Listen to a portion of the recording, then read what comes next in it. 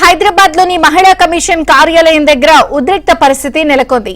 BRS Congress మహిళా నేతల పోటాపోటీ నినాదాలతో ఆ ప్రాంతంలో టెన్షన్ వాతావరణం నెలకొంది. మహిళా కమిషన్ ముందు హాజరవ్వడానికి వచ్చిన కేటీఆర్ వెంట పెద్ద సంఖ్యలో బీఆర్ఎస్ మహిళా నేతలు కూడా వచ్చారు. అయితే మహిళా నేతలు లోపలికి వెళ్లకుండా పోలీసులు అడ్డుకున్నారు. కాంగ్రెస్ కు వ్యతిరేకంగా బీఆర్ఎస్ మహిళా కార్యకర్తల నినాదాలు చేశారు. అటు మహిళా కాంగ్రెస్ ఆధ్వర్యంలోనూ ఆందోళన చేస్తున్నారు. రెండు పార్టీల మహిళా నేతలు పోటాపోటీగా నినాదాలు చేస్తున్నారు. రెండు వర్గాలను పోలీసులు అడ్డుకుంటున్నారు.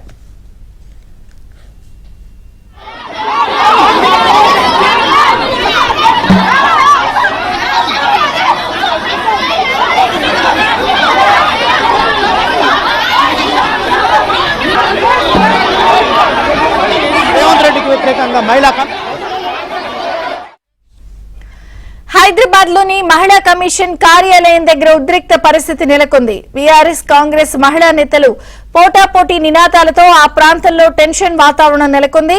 మహిళా కమిషన్ ముందు హాజరవ్వడానికి వచ్చిన కేటీఆర్ వెంట పెద్ద సంఖ్యలో బీఆర్ఎస్ మహిళా నేతలు కూడా వచ్చారు.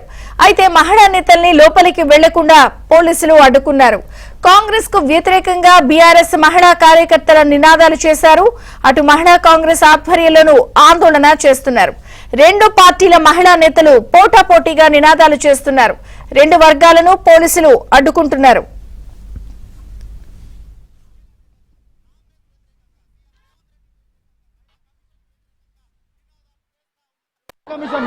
బస్సు అందం చెప్పరాదు. నేను మా సీతక్క చెప్తాను, అవు బస్సులు అలా వెళ్ళిపోయారు తప్పని మేము ఎక్కడన్నాం అక్క, మేము అనలే. కాబట్టి దానికోసమే బస్సు పెట్టారని మాకు తెలియక మేము మామూలుగా నడిపినాం. ఇన్ని రోజులు మాకే తెలియక పాపం మీరు అప్పుడే చెప్తే బాగుండు.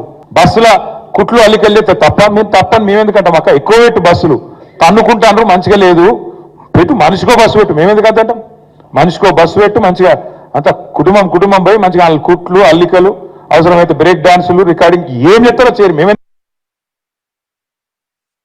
నేను యథాలాపంగా నిన్న మాట్లాడుతూ ఒక మాట అన్నాను. నేను దానికి ఆల్రెడీ మా సోదరీమణులందరికీ నేను క్షమించమని కూడా అడిగినాను. కాబట్టి నేను ముందుకు వచ్చి ఆ మాట చెప్పినాను. నేను యథాలాపంగా నోరు జారాను, మాట్లాడాను. ఎస్, ఐ అగ్రీ అన్నాను. హుందాగా మా చెల్లెల్ని మా అక్కల్ని మాట ఏదైతే మాట్లాడాను దానికి క్షమాపణ అడిగి